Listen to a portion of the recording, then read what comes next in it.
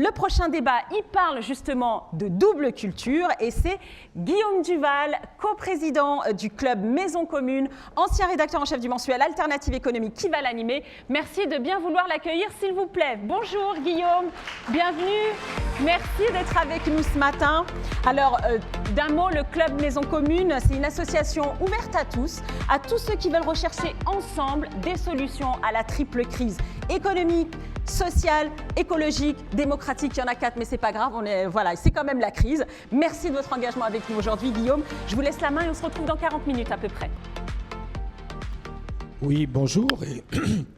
Et tout d'abord, merci à la Fondation Mosaïque, merci à Saïd Amouche de m'avoir associé à ces travaux. Depuis qu'il a créé cette fondation, depuis qu'il a créé Mosaïque, j'ai suivi avec beaucoup d'attention et d'intérêt tout le travail qui a pu être réalisé dans ce domaine.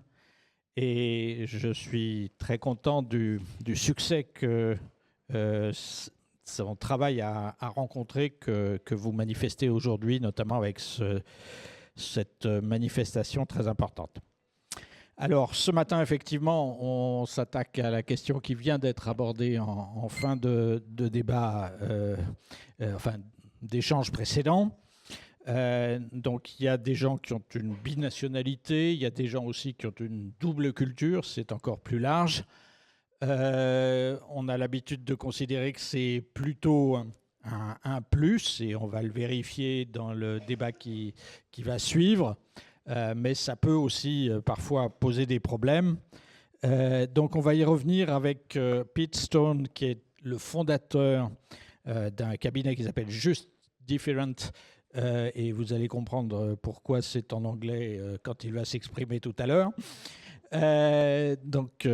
qui traite justement de ces questions, avec Julien Stemmer, donc, qui est le directeur général de l'administration et de la modernisation du ministère de l'Europe et des Affaires étrangères, donc qui est par nature assez concerné par ce genre de sujet, avec Vanessa Holtz, qui est la CEO, la directrice générale de Bank of America pour l'Europe et pour la France, et enfin avec Moustapha Oussedrat, qui est le président de KPMG Avocats, pour la France, mais aussi pour le Maghreb et l'Afrique, d'après ce que j'ai compris.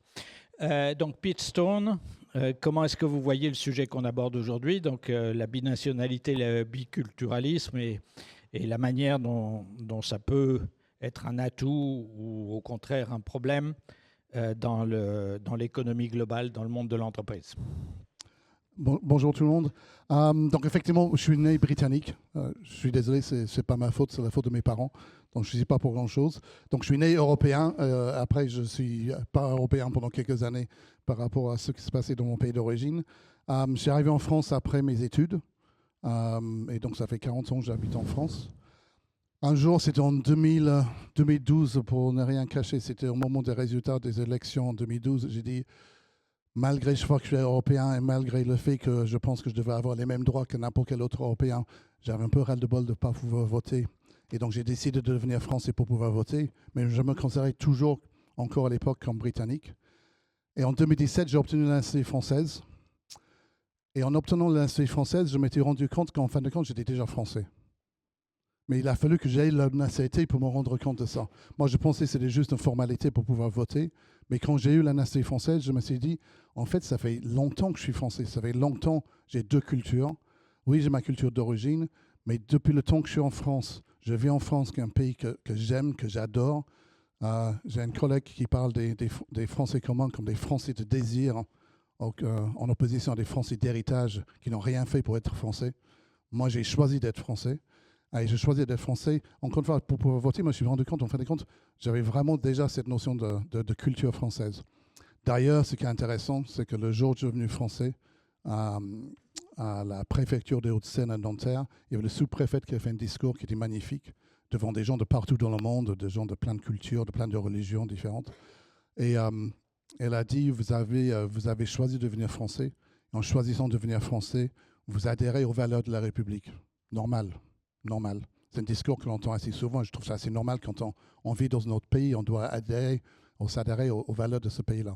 Et après, elle a ajouté quelque chose qu'on n'entend pas toujours, voire on n'entend pas souvent du tout, qui est « et notre République est plus forte grâce à vos différences ». Notre République est plus forte grâce à vos différences. Et ce jour-là, non seulement je me sentais français, je me dis, mais j'ai raison de devenir français. Cette notion que notre République est plus forte parce qu'on a des gens qui viennent d'ailleurs, c'est quelque chose qui est vachement intéressant. Alors, cette notion de culture, c'est intéressant. Il y a un anthropologue néerlandais qui dit la culture, c'est la programmation collective de l'esprit. Et effectivement, en fonction d'où on grandit, avec les parents avec qui on a, on peut avoir une culture qui nous distingue les uns des autres. Il y a une citation de Blaise Pascal qui dit vérité en deçà des Pyrénées, erreur de là. Ce qu'un pays pense est juste, un autre pays va penser qu'il n'est pas juste, etc. Et donc, on croit que ça peut être intéressant d'avoir une double culture pour l'entreprise. Mais quand on a une double culture, une des choses qui est assez évidente, c'est assez rapidement on se rend compte que la vérité n'existe pas vraiment. C'est que ce qu'un Anglais pense est juste, un Français ne va pas forcément se penser est juste, etc. Et donc, ça permet d'avoir souvent des perspectives un peu différentes. Et pour une entreprise, c'est toujours intéressant d'avoir des gens qui se rendent compte qu'il y a rarement une seule solution à un problème, qu'on peut avoir une multitude de solutions. Mais pour faire ça, il faut se rendre compte qu'il y a rarement une seule solution. Et une double culture peut amener ça. Et donc, je pense en ça peut être quelque chose qui est vraiment intéressant, qui peut vraiment être quelque chose qui peut être utile pour une entreprise. Après... Ouais. Oui, c'est pas toujours. Ça peut poser aussi quelques problèmes. Ben oui. Mais il y a deux choses sur lesquelles ça peut poser un problème. Quand on a deux cultures, une des choses déjà, c'est que on peut se sentir à l'aise dans 2, 3, 4 pays différents parce qu'on a les cultures de 2, 3, 4 pays. Mais fondamentalement aussi, à un moment donné, on se rend compte qu'on ne se sent pas complètement chez soi, quel que soit le pays. Moi, je ne me sens jamais complètement chez moi ici parce que chaque fois que je parle, les gens me demandent d'où je viens. Oui, je suis immigré. Oui, je suis immigré. Mais je suis aussi français. Mais les gens me rappellent tout le temps que je ne suis pas uniquement français. Et c'est quelque chose de positif, je suis d'accord. Mais on m'amène toujours au fait que je suis immigré. Et après, quand je vais en Angleterre, je me rends compte que je ne suis pas vraiment britannique complètement non plus parce que je ne comprends pas comment ça marche là-bas. Parce que ça fait 40 ans que je suis là, j'ai parti là-bas. Les gens ne parlent pas de la même manière que quand je suis parti. Les relations ne sont pas les mêmes qu'avant. Donc, en fait, c'est vachement bien pour l'individu parce qu'on est à l'aise dans plein d'endroits, mais jamais vraiment complètement chez soi. Donc, ça, c'est par rapport à soi. Par rapport à l'entreprise, effectivement, c'est bien cette double identité par rapport aux perspectives, mais en fin de compte, ça dépend d'où on vient. Moi, en tant que Britannique, on ne m'a jamais une fois demandé d'abandonner ma culture d'origine. On dit c'est génial d'être Britannique ou français. Ou anglais, français. Ben, anglais, en général, les gens préfèrent les Écossais et les Gallois. Mais bon, malheureusement, je suis non seulement britannique, mais aussi anglais. Mais les gens ne me demandent jamais d'abandonner ma culture, ne me demandent jamais de choisir. Et le fait que j'ai une culture qui n'est pas une culture qui est stigmatisée fait que les gens trouvent mon entreprise, c'est toujours quelque chose de positif. Alors, c'est peut-être pas politiquement correct ce que je vais dire, mais honnêtement, ce n'est pas aussi évident que ça en fonction de quelle est l'autre culture qu'on a. J'ai un ami qui est franco-algérien et il dit souvent la culture française me demande de choisir entre mon père et ma mère. J'ai la culture française d'un côté, j'ai la culture française d'un côté, algérien de l'autre. Mais les gens me demandent mais vous êtes vraiment français ou vous êtes algérien? Et il dit je suis les deux. Mais pour moi, dire je suis les deux, ça ne pose aucun problème. Mais il y a des pays pour lesquels, quand on est ces doubles cultures, ce n'est pas vécu de la même manière. C'est vu comme quelque chose de plus stigmatisant. On peut donner des exemples de footballeurs, par exemple, qui disent mais donc, c'est quel qui est vraiment votre pays? C'est ici ou c'est là-bas? Mais on peut être les deux, et c'est bien d'être les deux, et on n'a pas besoin de choisir entre les deux. Mais quand moi je mange des fish and chips, par exemple, pas très souvent parce qu'on trouve ça pas souvent en France, personne ne dit que c'est pas bien. Mais quand il y a des gens qui mangent du couscous à la maison, on dit mais comment, attends, on est en France, on devrait manger à la française. Oui, enfin le couscous c'est quand même très accepté en France, je pense. Mais plus, je suis d'accord. Mais il y a quand même un président français qui a fait une citation par rapport au bruit et aux odeurs il y a quelques années. Donc c'est quand même stigmatisant, même aujourd'hui. C'est quand même un président qui était magnifique avec plein de choses bien, mais il y a quand même des commentaires des fois qui montrent que ce n'est pas toujours aussi évident que ça en fonction du pays dans lequel on vient. OK. Merci beaucoup. Donc on est plus fort grâce à nos différences. Ça permet de montrer que la vérité n'existe jamais vraiment et d'avoir différents points de vue sur la situation. Après, ça peut poser des difficultés, alors pas forcément quand on est britannique, mais quand on a une autre double culture ou une autre double nationalité, notamment en France. Donc, Julien Stemmer, vous êtes confronté à ces sujets, je dirais quotidiennement du fait de vos fonctions, puisque le ministère de l'Europe et des Affaires étrangères intervient lui-même dans un très grand nombre de pays de cette planète. Donc, comment est-ce que vous voyez la question de la double nationalité, de la double culture? En quoi est-ce que ça vous aide? Est-ce que c'est parfois un problème? Merci beaucoup. Merci beaucoup à toutes et à tous. Je suis très heureux d'être avec vous aujourd'hui. Je voudrais aussi remercier Saïd Amouche et l'ensemble de son équipe pour l'organisation de ce grand événement. C'est la première fois que le ministère de l'Europe et des Affaires étrangères participe à cette dynamique. Je crois que vous êtes au cours des 2 jours, plus de 2000 à vous être inscrits. Et donc, c'est un point extrêmement positif. Moi, j'ai un peu de mal à poser la question en tant que double nationalité, double culture, parce que notre métier à nous, c'est de comprendre l'autre. On est une très vieille maison. On a 5 siècles au ministère de l'Europe et des Affaires étrangères, avec une identité d'organisation, et vous le direz peut-être pour ce qui vous concerne, qui est très forte. Et comme toujours, une identité d'organisation, on a du mal à la préciser. D'ailleurs, pendant très longtemps, les diplomates se sont demandé qui ils étaient eux-mêmes et dans le fond à quoi ils servaient. Notamment après la chute du mur de Berlin, où on a pu se dire que globalement, grâce aux dividendes de la paix, grâce au commerce international, grâce à la victoire des sociétés de consommation, on allait arriver à la fin de l'histoire et que tout ça allait bien se passer. Alors nous, diplomates, on était un peu inquiets. On n'y croyait pas tellement. Mais globalement, les Européens y ont cru. Et malgré ce que l'on voit au quotidien quand on se réveille, soit à l'Est, soit à l'Ouest, le monde est un peu compliqué. Donc en tout cas, les diplomates qui se posaient la question de savoir mais à quoi on va servir dans ce monde radieux, se retrouvent des vocations et un rôle social fort, parce que le monde n'est pas radieux, le monde fait face à des chocs technologiques, le monde, et notamment l'Europe, se retrouve tout nu face à la redécouverte de ce que c'est qu'un rapport de force, et qu'on doit s'y adapter.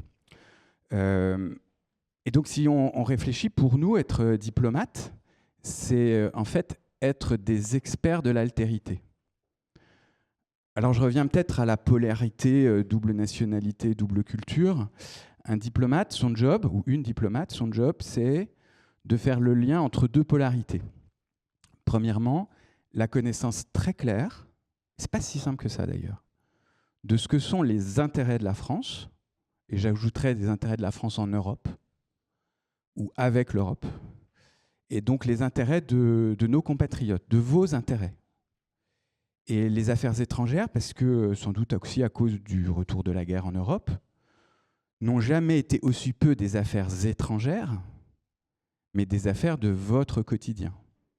Et donc aujourd'hui, le métier de diplomate, c'est certes la paix et la guerre, mais c'est aussi vos emplois, l'attractivité de nos territoires, votre sécurité, la capacité d'intégrer nos gamins dans le système international de connaissances, des choses extrêmement concrètes. Puis le deuxième volet de la polarité, c'est de travailler avec les autres, de comprendre que notre imaginaire, constitué par l'histoire, constitué par ce qu'on a vu de l'Occident en cours des dernières années, en fait, il se confronte à d'autres imaginaires. Et qu'il n'y aura pas d'imaginaire gagnant. Je ne sais pas si vous écoutez Gérard Haraud, l'un des grands diplomates, qui dit qu'on vit la fin de l'Occident. Je ne sais pas si c'est positif, si c'est négatif. Moi, je pense que tout crée de l'opportunité. En tout cas, vous voyez, moi, dans mon parcours, j'ai passé beaucoup de temps en Indonésie, qui est aujourd'hui l'une des grandes puissances mondiales, très loin de nous. L'univers indonésien, il est totalement différent d'un univers français. Ça se voit d'ailleurs dans la langue. En indonésien, dans la langue Bahasa Indonesia, il n'y a pas de futur. On n'a pas de conjugaison future. Ce qui sous-entend une appétence très forte pour le présent. Dans cette langue, on dit quasiment jamais non. Quand on ne sait pas, quand on n'est pas d'accord, on dit peut-être ou pas encore. C'est des chocs très forts. Et nous, comme notre métier, c'est de mettre ensemble, de trouver des voies dans cette polarité, l'intérêt de la France, mais aussi la compréhension de l'autre pour trouver des chemins. En fait, la question que vous posez, c'est une sorte d'évidence. Cela dit, ce n'est pas simple tous les jours, et le ministère des Affaires étrangères, malgré ou avec son histoire, se transforme énormément au cours des dernières années, notamment pour nous adapter à cette nouvelle forme de rapport de force mondial, l'émergence de nouveaux acteurs et un monde où il fait quand même beaucoup plus froid. Et je vais m'arrêter juste là. On dit souvent que les Français, enfin, en termes de politique étrangère, sont assez arrogants, etc. Donc vous avez le sentiment que c'est en train de changer, enfin. Bon, moi, je pense qu'il suffit de regarder la scène internationale et les tweets au quotidien pour voir qu'on n'est pas les champions du monde de l'arrogance. C'est très diplomate, mais c'est assez vrai. Et par ailleurs, moi je vous parle de l'Indonésie, il suffit de passer 5 minutes en Indonésie pour comprendre que si vous voulez bâtir quelque chose dans votre intérêt, avec cette puissance de 350 millions d'habitants, c'est une chance de pouvoir avoir une aptitude à comprendre l'autre et à pouvoir se mettre dans ses baskets pour pouvoir l'influencer et pouvoir aussi, le cas échéant, être influencé par sa vision du monde. Et pour ça, et j'y reviens parce que c'est un peu notre sujet, on a engagé une transformation très forte de qui nous sommes. Et je pourrais vous parler des nouveaux services qu'on a lancés en matière de lutte informationnelle, qui est un enjeu absolument clé. Je peux vous parler aussi de ce qu'on essaye de travailler en matière de diplomatie des différentes cultures, notamment de diplomatie féministe. Mais je vais juste vous dire quelques éléments sur la façon dont on essaye de transformer notre propre organisation. D'abord, nous avons changé notre recrutement. On est aujourd'hui 14 000 dans le monde entier. Parmi ces 14 000, il n'y a qu'un tiers de fonctionnaires. Nous avons aujourd'hui, au ministère de l'Europe et des Affaires étrangères, un tiers de collègues recrutés par des contrats de droit privé, ce qui, de fait, modifie le recrutement. Et puis, je pense aussi au tiers de nos collègues qui sont des collègues recrutés localement par nos ambassades, par nos services culturels, par nos instituts culturels, et qui, dans la majorité des cas, ne sont pas français, mais sont ressortissants du pays dans lequel nous nouons ces partenariats. Et ça vous change une organisation. Deuxièmement, on a essayé de montrer que le ministère des Affaires étrangères, c'est un monde de métiers. Ce n'est pas simplement être dans des conférences internationales. Aujourd'hui, l'essentiel de mes recrutements, c'est certes des experts de la géopolitique et de l'altérité, mais c'est aussi des data scientists, c'est aussi des spécialistes de la transformation environnementale, c'est des spécialistes des ressources humaines et des talents, c'est des experts en matière de finance que nous recrutons et que nous recrutons un peu partout. Troisième élément, c'est que nous avons voulu changer la culture de notre organisation en travaillant notamment sur cette question du changement du regard, de cette force, et pardon, c'est une force opérationnelle, qui fait que parce qu'on est différent, on est plus fort. D'abord parce qu'on veut ressembler au visage de la France. Être ambassadrice ou être ambassadeur de France aujourd'hui, c'est pouvoir démontrer à l'étranger et projeter ce qu'est aujourd'hui la France, que sont les Françaises et les Français.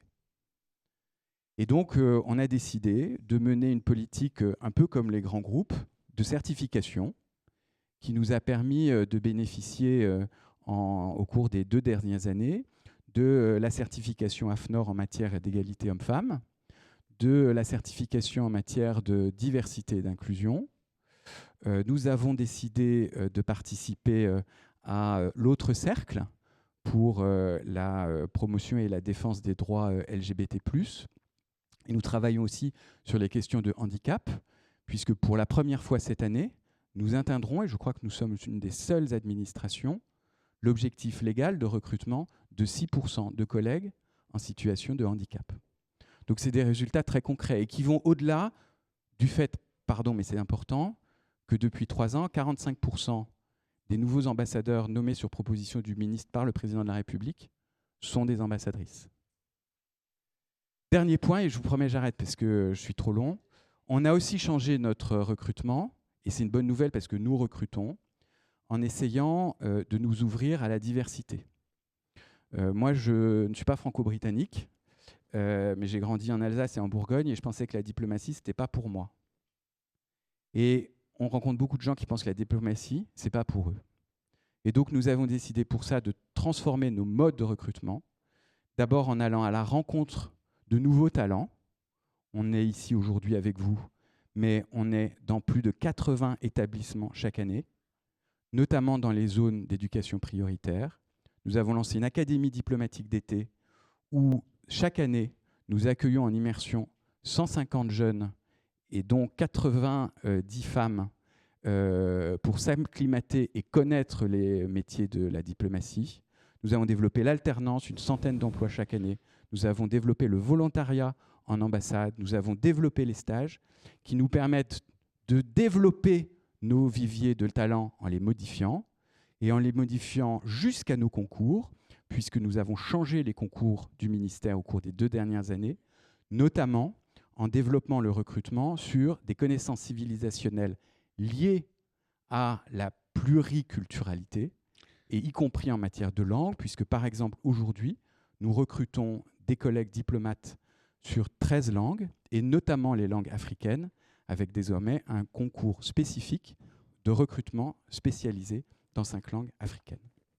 Merci. Donc, dans le monde un peu turbulent où nous sommes, les diplomates doivent être des experts de l'altérité, donc comprendre à la fois les intérêts de la France et le pays où ils doivent agir et d'autres cultures. Et les autres cultures peuvent être très différentes des nôtres, comme on l'a vu dans le cas indonésien. Et de ce fait, le ministère des Affaires étrangères et européennes a entamé une transformation très forte de ses politiques de recrutement et de gestion des ressources humaines. Vanessa Holtz, donc vous trempez là-dedans aussi par nature depuis très longtemps et toujours, puisque vous dirigez la Bank of America. Donc vous n'avez pas forcément... Enfin, vous avez le même type d'approche sans doute a priori que Peter Stone tout à l'heure. Mais comment est-ce que vous voyez les choses quand on intervient en France sur ces sujets-là ? D'abord, je voudrais dire que nous, on essaye à fond, on est derrière tout ce qui est international, puisque Bank of America opère dans plus de 37 pays. On a 213 000 employés. En France, on a à peu près 750 employés. Et ce qui est important pour nous, c'est justement cette diversité, étant donné que sur nos bureaux en France, on a près de 40 nationalités. Donc, c'est vraiment le fort de lance. On essaye à fond d'avoir effectivement un étendu très important de nationalités, de backgrounds différents, académiques. Et c'est ce qui fait, je pense, notre richesse. Donc, on s'est toujours mis sur le fait qu'en fait, c'est cette diversité, cette inclusion qui fait la richesse de nos talents et c'est un levier pour la performance et pour l'innovation.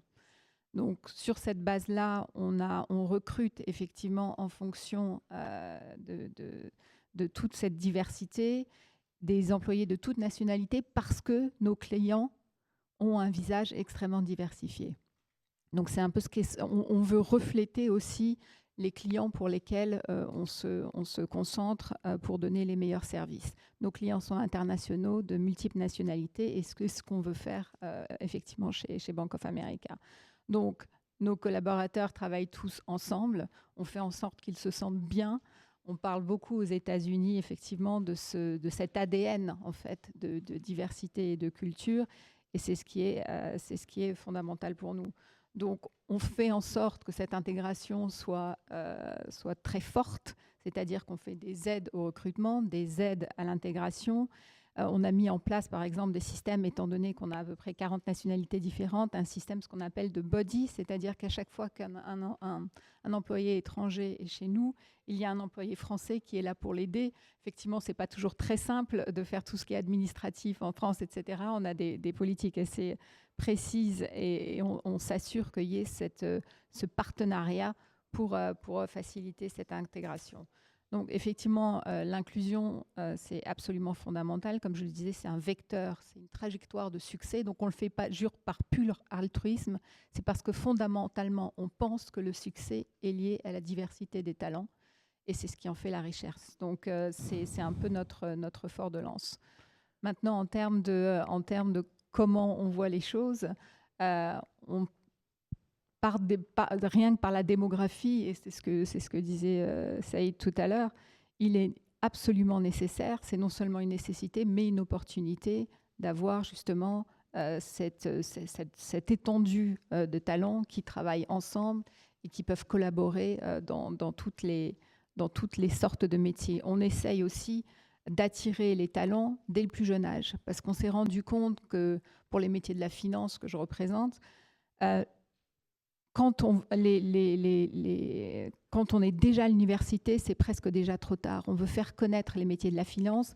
On va voir les lycéens, y compris dans les quartiers prioritaires, pour démystifier un peu les métiers de la finance et pour leur montrer que, effectivement, ces métiers sont à la portée de tout le monde tant qu'on en a l'envie, tant qu'on fait l'effort et qu'on a évidemment la motivation pour le faire. Et on s'est rendu compte que plus on le faisait tôt et plus on pouvait justement amener des talents de tous les backgrounds, etc. On était capable justement, on a fait venir 60 lycéens dernièrement dans nos bureaux pour justement favoriser cette écoute et ce dialogue qui est extrêmement important. Donc pour nous, multinationale, c'est fondamental. Diversité, c'est fondamental. Inclusion, c'est fondamental parce qu'il faut non seulement attirer les talents, mais aussi les retenir. Et quand on fait venir 50% de notre force de l'étranger, c'est facile de les faire venir pour 2 ans. C'est beaucoup plus difficile de les faire rester pour toujours. La plupart de nos talents ont aussi demandé la nationalité française. Donc ça veut dire quand même qu'il y a une réussite quelque part. Et c'est en accompagnant et en faisant de cette entité européenne qu'on a en France une entité multiculturelle. On a aussi des réseaux, des networks, ce qu'on appelle, où on promeut chaque culture et on fait connaître aux autres la culture des autres afin effectivement de créer cette coordination et justement ce lien entre chaque communauté. D'accord, donc effectivement 40 nationalités dans une structure comme Bank of America en France, c'est très important. Donc ça pose aussi des problèmes. C'est aussi pour ça qu'on accompagne les gens qui sont étrangers et qui viennent s'installer en France, parce que ce n'est pas forcément toujours très simple de naviguer dans le maquis administratif. On fait aussi donc Bank of America fait aussi des actions vis-à-vis des quartiers prioritaires et des jeunes pour démystifier les métiers de la finance. Alors on va continuer, pas tout à fait avec les métiers de la finance, mais quand même les métiers de KPMG. Donc Moustapha Oussedrad, donc vous dirigez KPMG non seulement en France, mais aussi, je crois, dans d'autres régions du monde, donc le Maghreb, l'Afrique. Et donc vous êtes en plein dans les sujets qu'on traite aujourd'hui. Oui. Alors juste un petit mot peut-être pour commencer, parce qu'on parle de binationaux, donc moi j'en suis un. Donc j'ai écouté attentivement ce que disait Pete Stone tout à l'heure. Donc moi, je suis né en France, je ne pense pas avoir d'accent, mais pour autant, ça n'empêche pas, rien qu'avec mon patronyme et peut-être ce que je représente, que les gens me renvoient aussi parfois à mes origines. Et donc c'est Bon, c'est naturel. Pourtant, je suis né à Paris, moi, et mon père est arrivé en 53 en France. Donc, il est arrivé, il est originaire d'Algérie, donc l'Algérie était française. Donc, et ça ne m'a pas empêché de me sentir un peu tiraillé au début, mais assez vite, comme vous l'indiquiez, on est tiraillé parfois entre ses origines paternelles et puis ce qu'on est, puisque quand on est né en France, qu'on grandit et qu'on fait toutes ces études, on se sent plutôt français. Ce que vous indiquiez tout à l'heure, moi je me suis senti, et je n'ai pas eu besoin de demander ma naturalisation, puisque on a encore le droit du sol qui s'applique dans notre pays. Donc ça, c'était juste pour rebondir ce que vous disiez. Donc moi, je m'occupe, donc je suis chez KPMG. Donc KPMG, c'est un réseau international. On est présent dans 140 pays, 270 000 collaborateurs dans le monde. Donc la vision multiculturelle internationale, c'est l'ADN de nos réseaux. Donc on ne se pose pas la question de savoir si c'est une richesse que de recruter des gens d'origine différentes, que ce soit d'origine sociale ou d'origine culturelle différente, puisque c'est l'essence même du réseau auquel on appartient. Si je reviens plus particulièrement à la France, donc moi je suis avocat, donc je dirige le métier qu'on appelle Tax and Legal en France de KPMG, qui s'appelle KPMG Avocat, et je suis membre du directoire de KPMG France, et je m'occupe aussi de ce qu'on appelle le cluster Afrique. Donc je m'occupe du développement de toutes nos activités sur le Maghreb et sur l'Afrique subsaharienne. Donc c'est une chance. Et pour revenir à ces sujets davantage, pour tous les collaborateurs que nous recrutons, donc nous sommes une entreprise à mission, le sujet de diversité et d'inclusion est pris en compte par notre direction des ressources humaines, par nos associés, par le leadership. Donc la question ne se pose pas chez nous. Et quand vous vous promenez dans des locaux chez KPMG à Paris ou dans d'autres bureaux, vous voyez très bien que les équipes représentent ce qu'est la société française, dans les origines sociales, dans les origines même africaines, américaines. Enfin, il y a vraiment, comme l'indiquait Vanessa à l'instant, on est une activité multiculturelle, multinationale, et donc on a des gens qui ont vraiment des dizaines de nationalités dans nos bureaux. Ce que je trouve intéressant aujourd'hui, c'est qu'en m'occupant de l'Afrique, c'est que ce qui pouvait paraître parfois un handicap ou même un atout caché de certains de nos collaborateurs devient aujourd'hui quelque chose d'assez important. On développe nos activités sur tout le Maghreb, donc on a Algérie, Maroc, Tunisie, la Libye, la Sénégal et toute l'Afrique subsaharienne. Et aujourd'hui, ce qu'on constate, c'est qu'on a énormément de nos collaborateurs à Paris, en France, qui ont cette double culture, qui pour autant sont nés en France pour la plupart, qui se disent « mais moi j'ai envie d'aller développer nos activités KPMG à Casablanca, à Tunis, à Dakar ou à Abidjan ». Et donc ça, on voit se refléter maintenant ce qui pouvait paraître comme quelque chose de caché. On a certes, nous, nos histoires individuelles, particulières chacun, mais se dire ça m'intéresse que KPMG puisse avoir également des activités dans ces territoires-là. Alors moi, je m'occupe de l'Afrique. L'Afrique, on n'en a pas beaucoup parlé, mais c'est un territoire d'avenir. C'est un territoire qui connaît une croissance fabuleuse, qui a une démographie incroyable. On a des pays comme le Nigeria, vous savez, qui vont devenir un des pays les plus peuplés du monde. Donc, alors que nous, comme vous l'indiquiez tout à l'heure, on a une démographie qui est en berne. On sait qu'on va avoir du mal à recruter demain des collaborateurs. Donc, c'est avoir aujourd'hui un pied dans ces pays-là, et moi je le vois, la mobilité chez nous qu'on a mise en place avec notre direction des ressources humaines, elle se fait dans tous les sens. Elle se fait avec des gens qui sont en France et qui veulent aller travailler, retourner soit parce qu'ils ont des attaches familiales ou qu'ils ont un intérêt propre dans des pays en Afrique. Elle se fait bien évidemment dans les pays où nous sommes parce que nous veillons à ce que les gens soient bien traités, ils sont plutôt bien payés au-delà du marché.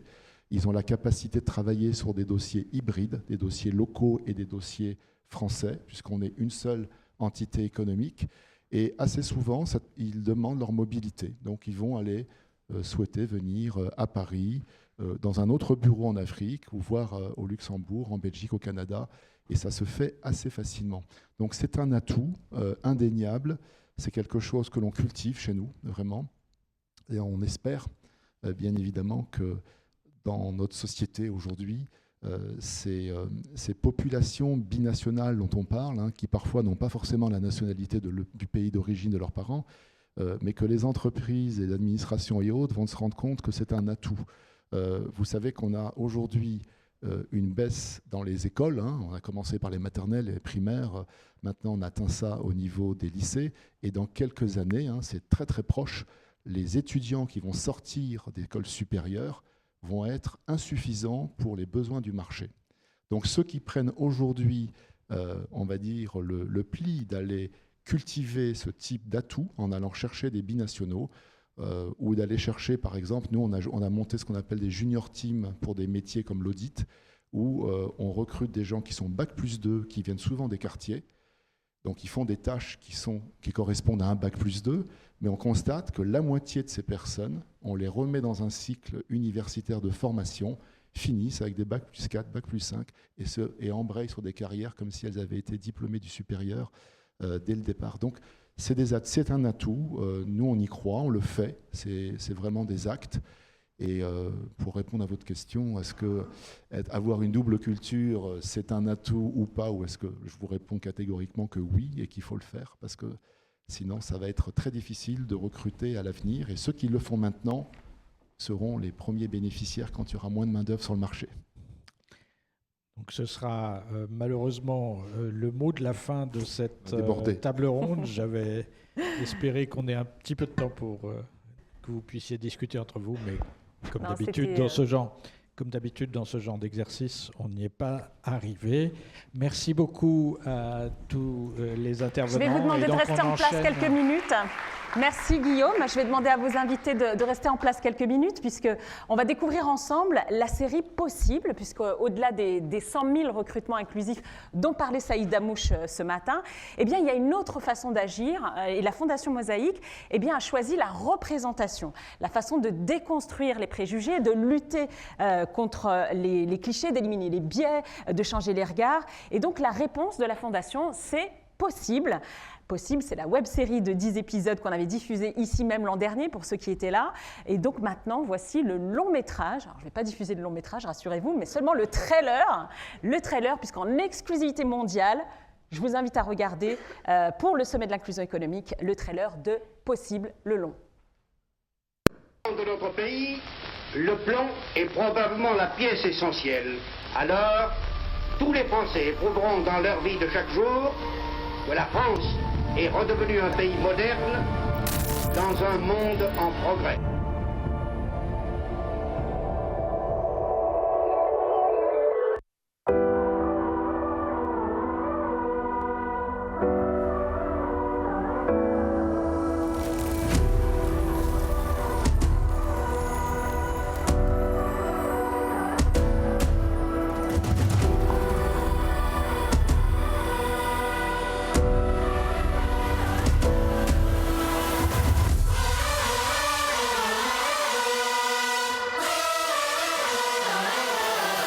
J'ai vraiment une grande réflexion sur l'immigration. Je viens du Pays Basque où j'ai grandi jusqu'à mes 18 ans. J'ai pris la double nationalité quand on m'a laissé le choix de le faire. Ma mère est marocaine, mon père est tunisien. Je suis français, franco-marocain. Dans le quartier, on n'a pas d'argent. Les deux parents migrés, première génération. De là où il vient, être en Chine en 2008, c'est quand même un parcours énorme. En fait, je dis française parce que ça va plus vite. Aussi celle de ma mère qui a toujours voulu faire l'inclusion avant qu'on parle d'inclusion, finalement. Voilà, je vous remercie pour ces échanges. Merci pour vos témoignages. C'était très éclairant. Merci Pete, j'étais ravie de te revoir.